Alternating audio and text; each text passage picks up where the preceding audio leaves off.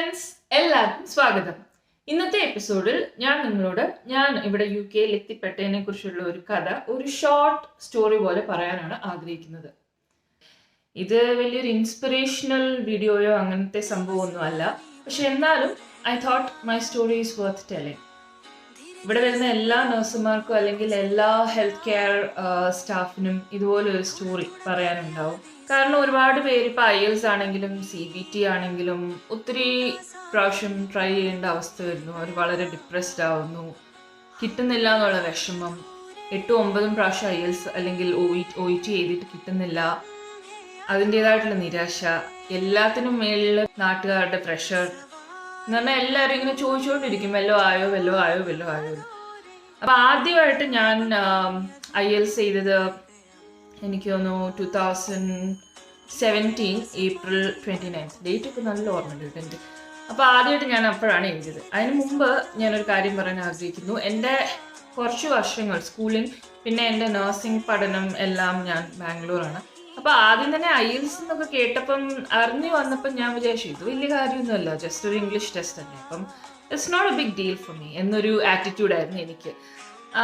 അങ്ങനെ ഇരിക്കെ ഞാൻ നഴ്സിംഗ് ഒക്കെ കഴിഞ്ഞ് ഒരു വർഷം ജോലിയൊക്കെ ചെയ്ത് പിന്നെ ഞാൻ ഓർത്തൊരു ബ്രേക്ക് എടുത്ത് IELTS ഒന്ന് ട്രൈ ചെയ്യാം എന്ന് വിചാരിച്ചു. കാരണം എനിക്ക് വെളിയിൽ വന്ന് സെറ്റിൽ ചെയ്യണമെന്ന് ആഗ്രഹമുണ്ടായിരുന്നു. അങ്ങനെ IELTS 2 വിധത്തിലുള്ള കോഴ്സ് ഉണ്ട്, എല്ലാവർക്കും അറിയായിരിക്കും. ഒന്ന് റെഗുലർ കോഴ്സും ഉണ്ട്, ഒന്ന് ക്രാഷ് കോഴ്സും ഉണ്ട്. അപ്പം ഞാൻ വിചാരിച്ചു എൻ്റെ ഇംഗ്ലീഷ് അത്ര കുഴപ്പമില്ലല്ലോ, അപ്പോൾ എനിക്ക് അങ്ങനെ ഒരു ബേസ് ഇല്ലാത്ത അവസ്ഥയൊന്നും അല്ല. അതുകൊണ്ട് ഞാനൊരു ക്രാഷ് കോഴ്സിന് ജോയിൻ ചെയ്തു. ദർശന അക്കാഡമിയിലാണ് ജോയിൻ ചെയ്തത്, കോട്ടയത്ത്. പറയാനാണെങ്കിൽ വളരെ നല്ലൊരു അക്കാഡമിയാണ്. സോ അത് ഡെഫിനറ്റ്ലി ഞാൻ ആൾക്കാർക്ക് സജസ്റ്റ് ചെയ്യും. അപ്പോൾ ഈ ക്രാഷ് കോഴ്സ് 14 ദിവസമുണ്ട്. അതിനകത്ത് തന്നെ ഞാൻ ആകെ 10 ദിവസമേ പോയുള്ളൂ. കോഴ്സിൻ്റെ സമയത്താണെങ്കിലും റൈറ്റിംഗ് ഒക്കെ പ്രാക്ടീസ് ചെയ്യുമ്പോഴും അവിടെ ഉണ്ടായിരുന്ന ജോർജ് സാർ എൻ്റെ essay വായിച്ചു നോക്കിയിട്ട് പറയായിരുന്നു ഇങ്ങനെ വേണം എഴുതാൻ എന്നൊക്കെ. ബാക്കി പിള്ളേരോടൊക്കെ ഇങ്ങനെ പറയായിരുന്നു 1-2 പ്രാവശ്യം. അപ്പോൾ ഞാൻ വിചാരിച്ചു വാവ്, എന്നാൽ പിന്നെ എനിക്കധികം ബുദ്ധിമുട്ടൊന്നും വരില്ലല്ലോ, നോ പ്രോബ്ലം. അപ്പോൾ ഓൾറെഡി ഒരു ഇച്ചിരി ഓവർ കോൺഫിഡൻസ് എനിക്ക് ഉണ്ടായിരുന്നു. അങ്ങനെ ആദ്യത്തെ IELTS ഒക്കെ എഴുതി റിസൾട്ട് വരാനൊന്നും കാത്തിരുന്നില്ലാന്ന് തോന്നുന്നു. അപ്പോഴത്തേക്കും ഞാൻ തിരിച്ച് ബാംഗ്ലൂരിലോട്ട് തന്നെ.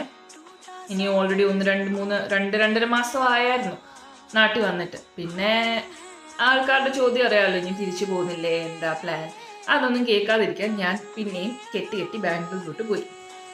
അതെപ്പോഴാണ് June 2017 അങ്ങനെ ആ സമയത്ത് ഞാൻ ട്രെയിനിൽ ഇങ്ങനെ യാത്ര ചെയ്തപ്പം എൻ്റെ കൂടെ ഉണ്ടായിരുന്ന ഒരു പുള്ളിക്കാരി IELTS ട്രെയിനറായിരുന്നു. അപ്പോൾ പുള്ളിക്കാരിയോട് ഞാൻ ഇങ്ങനെ സംസാരിച്ചപ്പോൾ പുള്ളിക്കാരി ചോദിച്ചു എന്താണ് ടോപ്പിക് ഉണ്ടായിരുന്നേ എന്നൊക്കെ ചോദിച്ചു. ഞാനിങ്ങനെ വളരെ ഹാപ്പിയായി വളരെ എക്സൈറ്റഡായി ഞാൻ എസ്സേയിൽ ഇതൊക്കെയാണ് എഴുതിയത്. അന്നത്തെ ക്വസ്റ്റ്യൻ ഞാൻ ഇപ്പോഴും ഓർക്കുന്നുണ്ട്.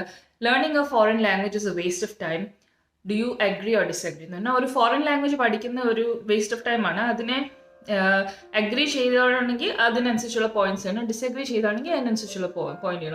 ഞാനത് അഗ്രി ചെയ്തുകൊണ്ടാണ് പോയിന്റ്സ് എഴുതിയത്. പിന്നെ എൻ്റെ പോയിന്റ്സ് എല്ലാം ഞാൻ പുള്ളിക്കാരോട് പറഞ്ഞു. അപ്പം ഞാനിങ്ങനെ പറഞ്ഞു, ഞാൻ ആദ്യം മാം ഇങ്ങനെ എഴുതിയ ഇപ്പം നമുക്ക് ഒരുപാട് ടെക്നോളജീസും കാര്യങ്ങളൊക്കെ ഉണ്ട്, ഗൂഗിൾ ട്രാൻസ്ലേറ്റർ ഉണ്ട്. അപ്പോൾ നമ്മൾക്ക് എന്തെങ്കിലും ചില വേർഡ്സ് മാത്രമാണ് ആവശ്യം, അല്ലെങ്കിൽ ചില ഫ്രേസസ് മാത്രമാണ് ആവശ്യം, നമുക്ക് ഇതൊന്നും ഒത്തിരി പഠിക്കേണ്ട ആവശ്യമൊന്നുമില്ല.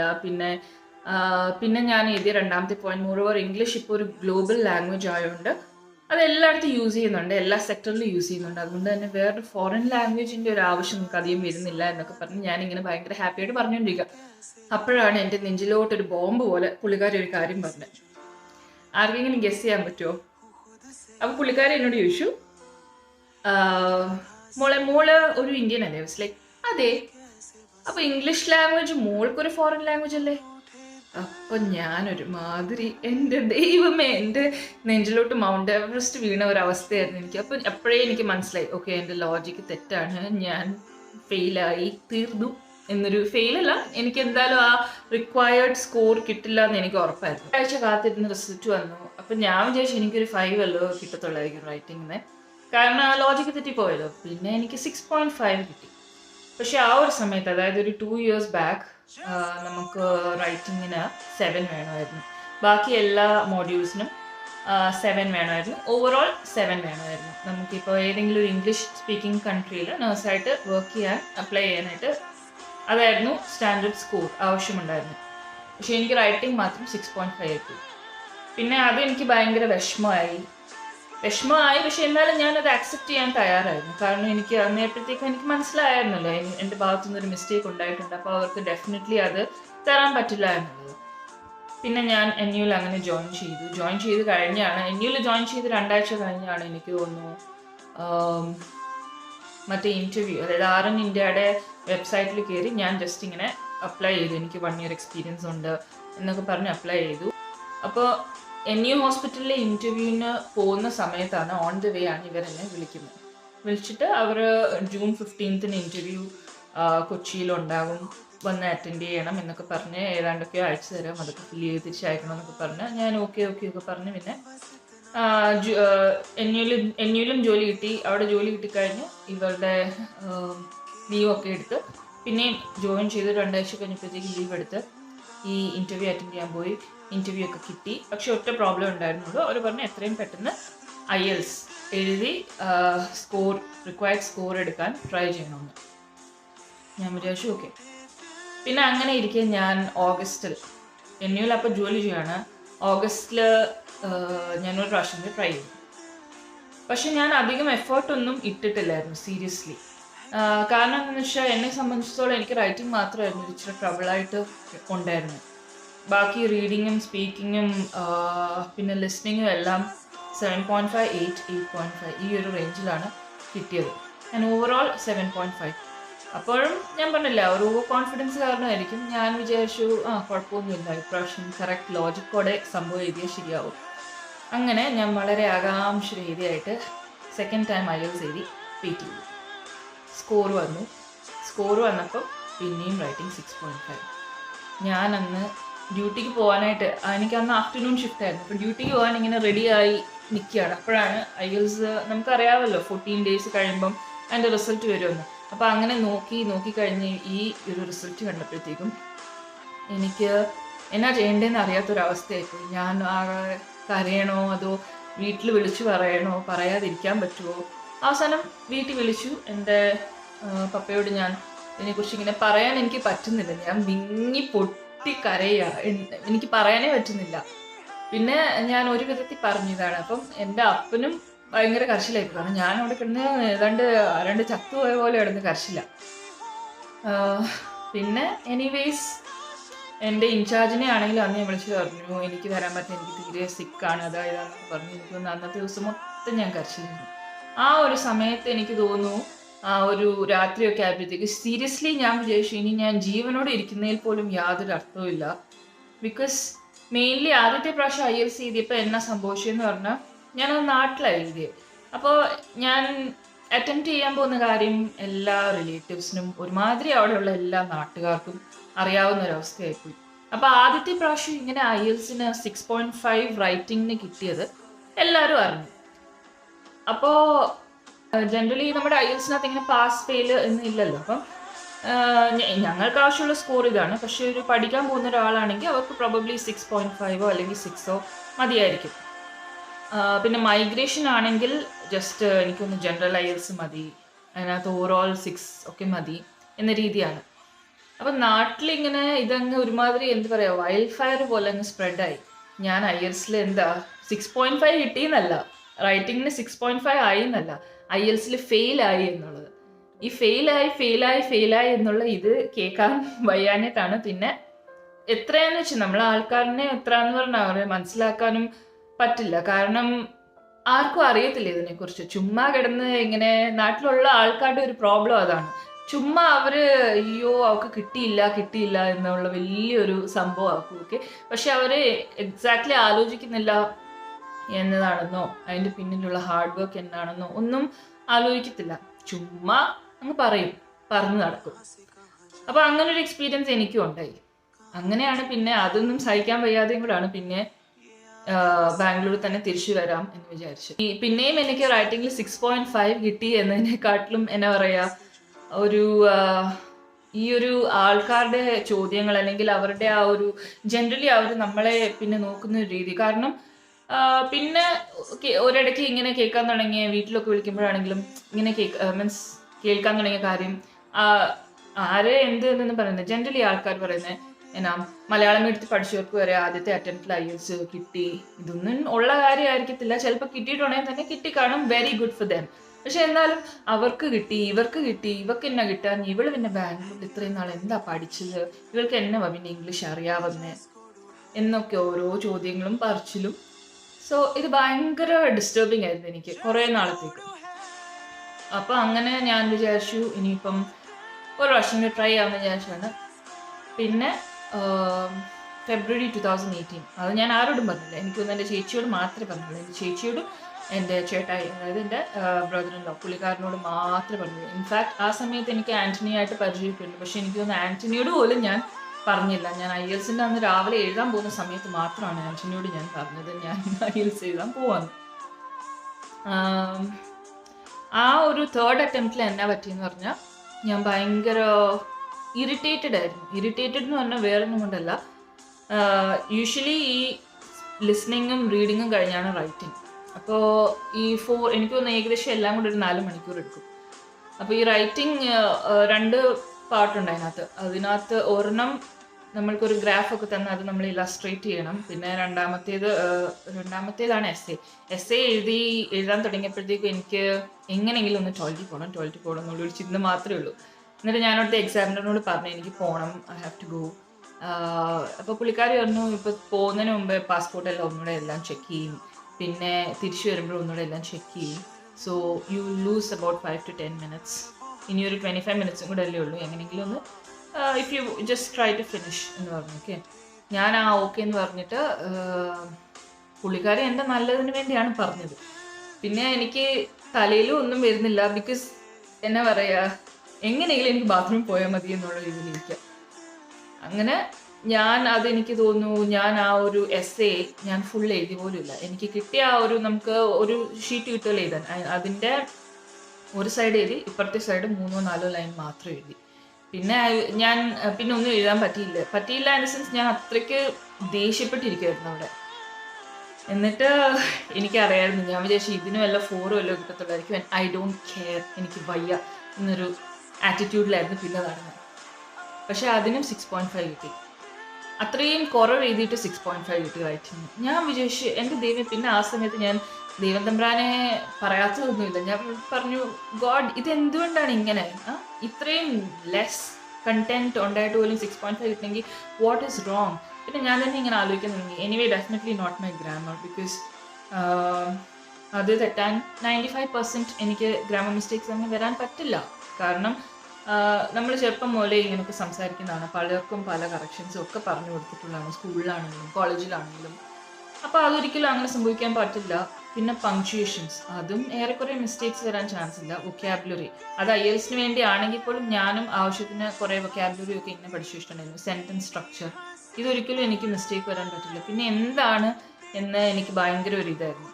അപ്പോൾ ഈ ഒരു സമയത്താണ്, ഈ ഒരു 3 അറ്റംപ്റ്റ് കഴിഞ്ഞപ്പോഴാണ് ലിറ്ററലി ഇതെനിക്ക് മാത്രം സംഭവിക്കുന്ന, അല്ലെങ്കിൽ എനിക്ക് അപ്പോഴേക്കും കംപ്ലീറ്റ്ലി എന്നാ പറയുക, അപ്പോഴേക്കും ഞാൻ കംപ്ലീറ്റ്ലി എനിക്കിനി ട്രൈ ചെയ്യാൻ വയ്യ എന്നൊരിതായിരുന്നു. എന്നാലും എൻ്റെ മനസ്സിലിങ്ങനെ പറയുന്നുണ്ടായിരുന്നു, നോ നീ ഇത് ചെയ്യണം. അല്ലെങ്കിൽ ആൻ്റണിയും എൻ്റെ ചേച്ചിയും ഒക്കെ എനിക്ക് ഒത്തിരി സപ്പോർട്ടായിരുന്നു ആ സമയത്ത്. അവരെപ്പോഴും ഇങ്ങനെ പറയായിരുന്നു, you have to try, otherwise ഈ ഒരു എക്സാം നിൻ്റെ ജീവിതത്തിലെ ഏറ്റവും വലിയ തോൽവിയായിട്ട് നിൻ്റെ മനസ്സിൽ എപ്പോഴും കിടക്കും. നീ ഇത് ട്രൈ ചെയ്ത് ക്ലിയർ ചെയ്യാൻ പറ്റിയില്ലെങ്കിൽ. അതുകൊണ്ട് അതിനുവേണ്ടിയെങ്കിലും നീ ഇത് ട്രൈ ചെയ്യണം. നിനക്ക് വേറെ എങ്ങും പോകണ്ടെങ്കിൽ പോകണ്ട, ഓക്കെ ഫൈൻ, ബട്ട് നിൻ്റെ ഒരു മനസ്സിൻ്റെ ഒരു കോൺഫിഡൻസ് അതൊരിക്കലും പോകാൻ പാടില്ല. അതിനുവേണ്ടിയെങ്കിലും നീ ട്രൈ ചെയ്യണം ഒരു പ്രാവശ്യം കൂടെ എന്ന് ആൻ്റണി എന്നോട് പറയായിരുന്നു. And my sister as well.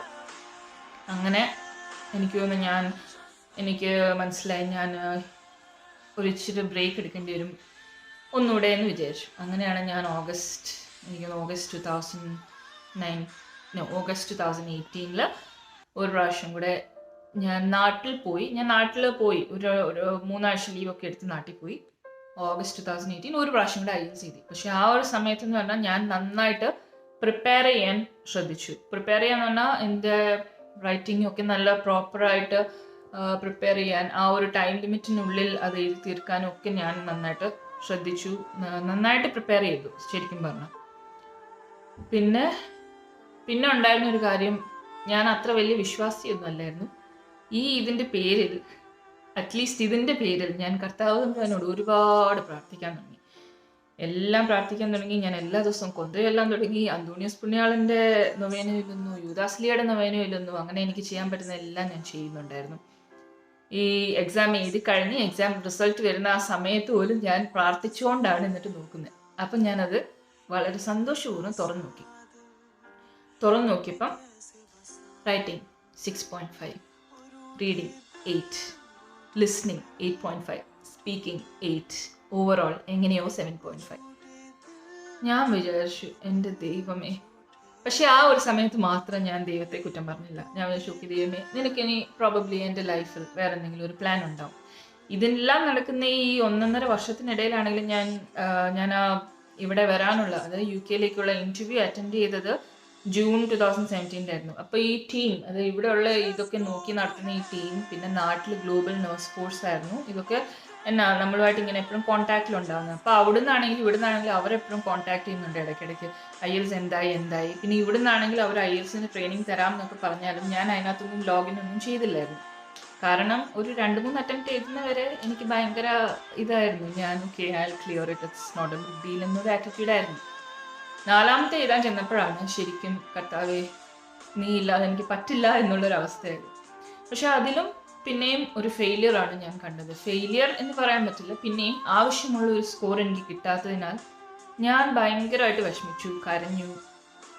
എനിക്കിപ്പോഴും ഓർമ്മയുണ്ട്, എനിക്ക് തോന്നുന്നു ഞാൻ ബൈബിളിലോട്ട് തല വെച്ചാണ് കരഞ്ഞത്. കാരണം UK അയർലൻഡ് ഇത് എനിക്ക് പറഞ്ഞിട്ടുള്ള കാര്യമല്ല. ഞാൻ ഇനിയും വല്ല എമോച്ച് ട്രൈ ചെയ്യണം.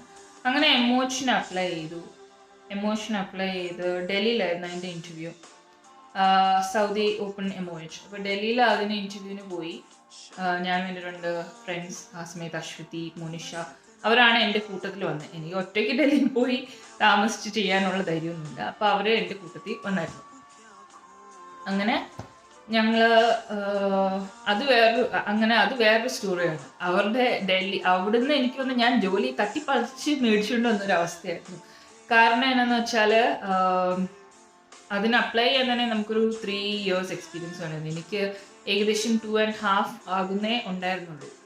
എന്നാലും അപ്ലൈ ചെയ്തു. അപ്പോൾ ഒന്നും അവർ റിജക്റ്റ് ഒന്നും ചെയ്തില്ല. പിന്നെ അതിന് ഇൻ്റർവ്യൂവിന് പോയത് എനിക്ക് ഇപ്പോഴും ഓർമ്മയുണ്ട്. രാവിലെ 6 മണിക്ക് അവിടെ എത്തിയതാണ്. ഇവർ ഇൻ്റർവ്യൂ പാനലിലെ ആൾക്കാരൊക്കെ നമ്മുടെ അടുത്ത് ഹായ് ഹലോ ഒക്കെ പറഞ്ഞു വന്നത് എനിക്ക് 8:30-ക്കോ 9 മണിക്കും കണ്ടാണ്.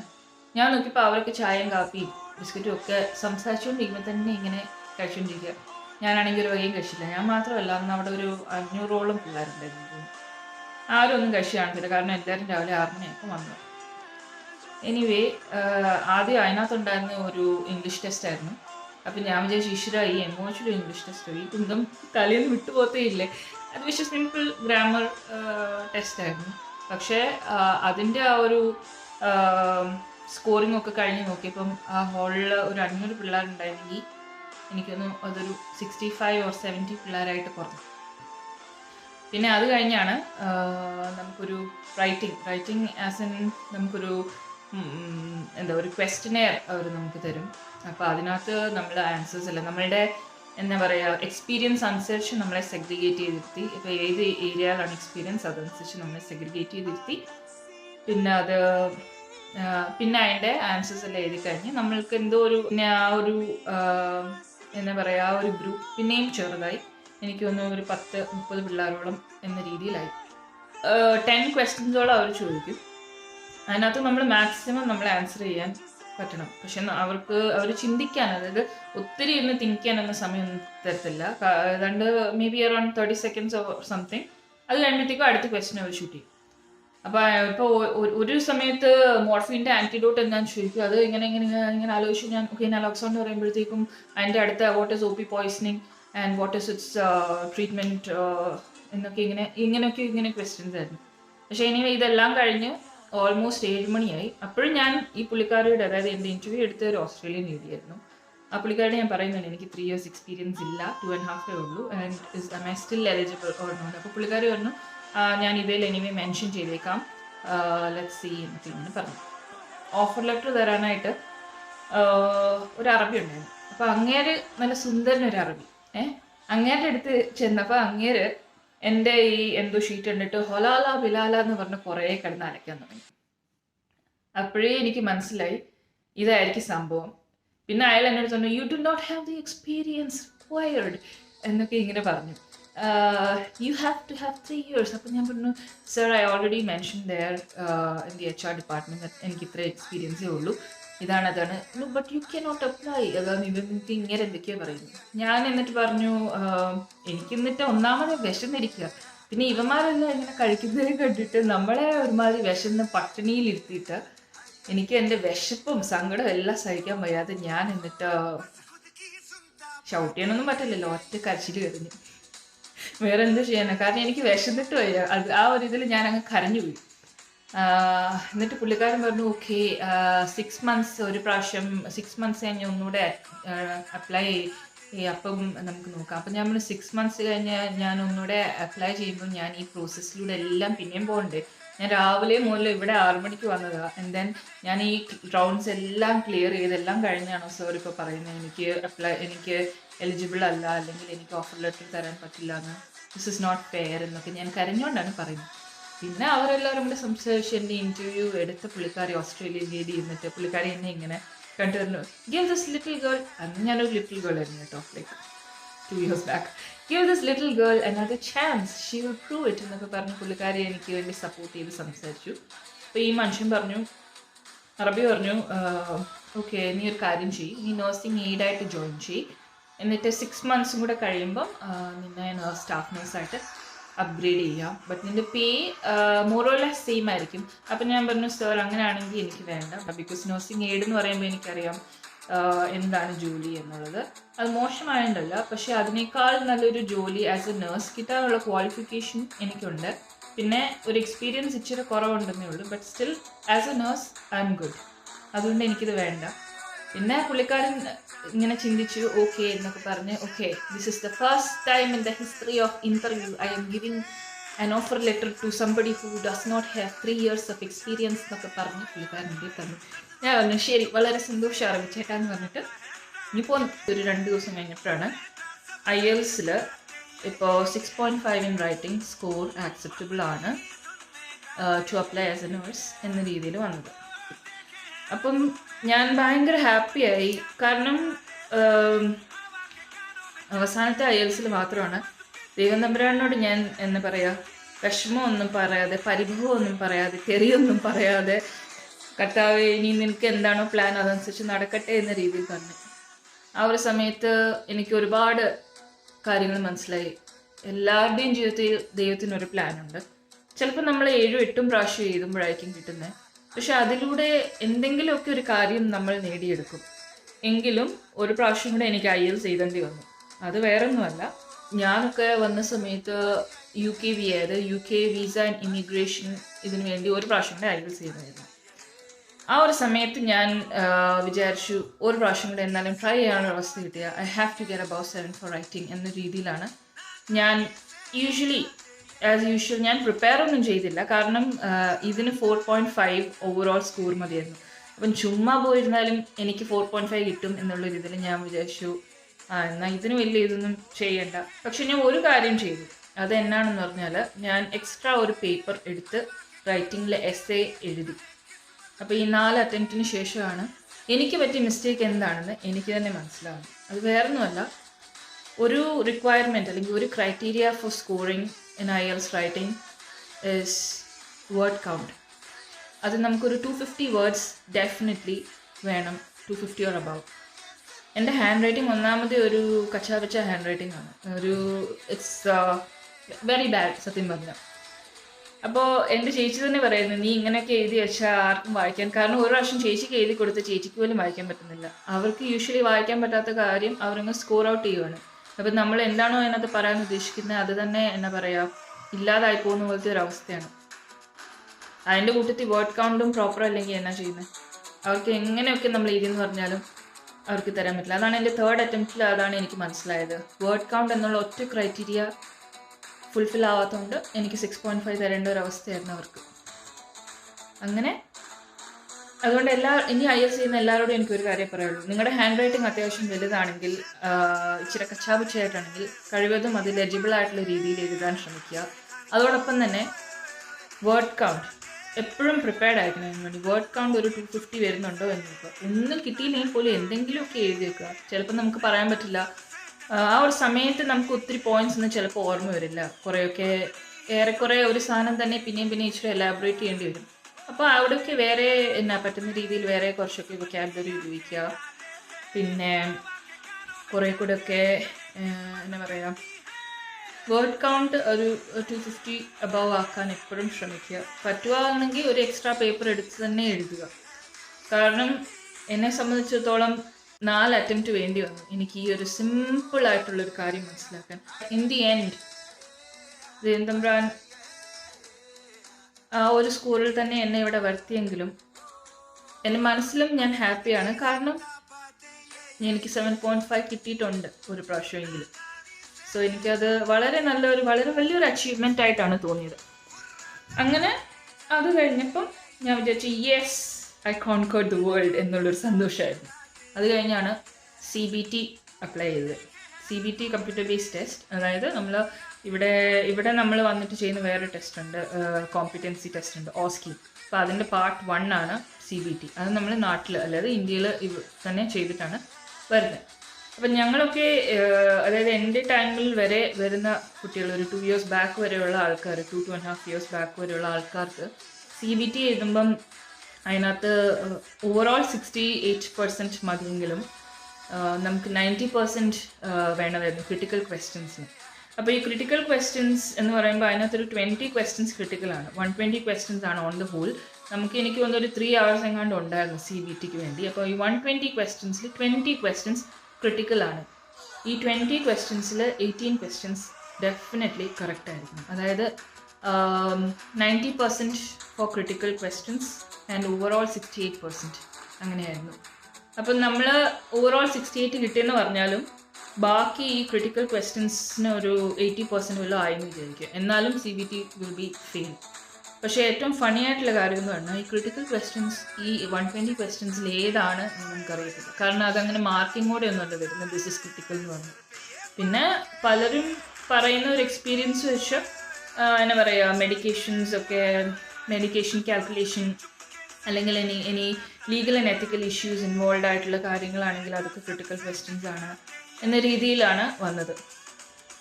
എന്ന രീതിയിലുള്ള ഒരു അറിവ് മാത്രമേ ഉള്ളൂ. ബട്ട് എനിവേസ് അതും ദേവന്തമ്പ്രാൻ നടത്തി തന്നു. ഗോഡ്സ് ഗ്രേസ് ഫസ്റ്റ് അറ്റംപ്റ്റിൽ തന്നെ അത് ക്ലിയർ ചെയ്യാൻ പറ്റി.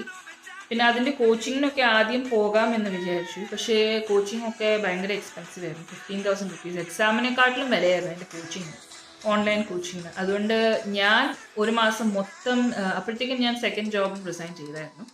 ഒരു മാസം മൊത്തം ഞാൻ മുറിക്കകത്ത് അടച്ചിരുന്ന് ലിറ്ററലി പഠിക്കുകയായിരുന്നു.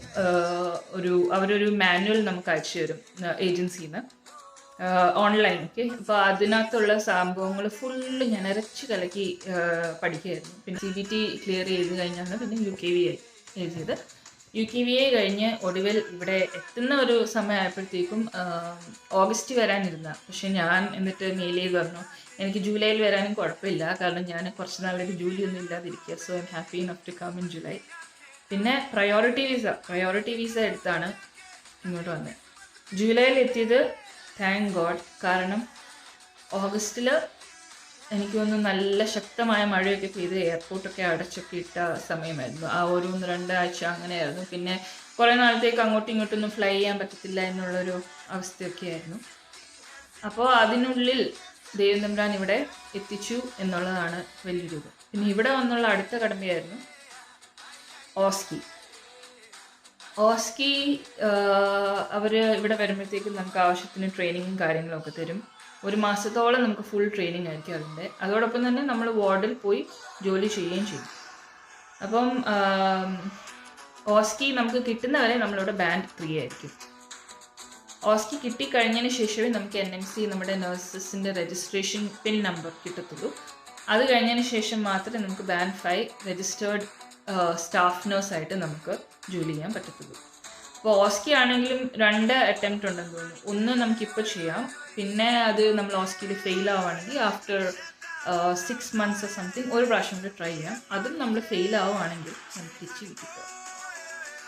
അപ്പോൾ ഓസ്കി ആണെങ്കിലും ദൈവം സഹായിച്ച് അത് വളരെ ഭംഗിയായിട്ട് ചെയ്യാൻ പറ്റി. ഒരിക്കലും നമ്മൾ എത്ര പ്രാവശ്യം ട്രൈ എന്ന് പറഞ്ഞാലും നമ്മൾ ഒരിക്കലും നമ്മളോടുള്ള നമ്മളുടെ ഒരു വിശ്വാസം നമ്മൾ ഒരിക്കലും നഷ്ടപ്പെടാതിരിക്കുക. എന്നാന്ന് പറഞ്ഞാൽ, if you believe in yourself, the world will believe in you. And ആരും ഹെൽപ്പ് ചെയ്യാനില്ലാത്തൊരു സമയത്ത് you should help yourself as long as you breathe. Try. അപ്പോൾ അതുകൊണ്ട് തന്നെ IELTS-ലാണെങ്കിലും CBT-ലാണെങ്കിലും ഓസ്കിയുടെ കാര്യത്തിലാണെങ്കിലും എന്തെങ്കിലും ഹെൽപ്പ് ആർക്കെങ്കിലും ആവശ്യമുണ്ടെങ്കിൽ കോമൻറ്റ് ബോക്സിൽ ഇടുക. കഴിയുന്ന രീതിയിൽ, എനിക്കറിയുന്ന രീതിയിൽ ഞാനത് നിങ്ങൾക്ക് വേണ്ടി ക്ലിയർ ചെയ്ത് തരുന്നതായിരിക്കും. പിന്നെ അതോടൊപ്പം തന്നെ ഇപ്പം ഒരുപാട് മാറ്റങ്ങൾ വന്നിട്ടുണ്ട്. അതിപ്പം CBT-യിൽ എസ്പെഷ്യലി ഇപ്പം no more critical questions, overall 60% എങ്ങാണ്ട് മതി. അപ്പം ഇപ്പം കമ്പാരിറ്റീവ്ലി എളുപ്പമാണ് ട്രൈ ചെയ്യാനായിട്ട്. എല്ലാവരോടും all the very best. Take care, stay blessed. നന്ദി, നമസ്കാരം.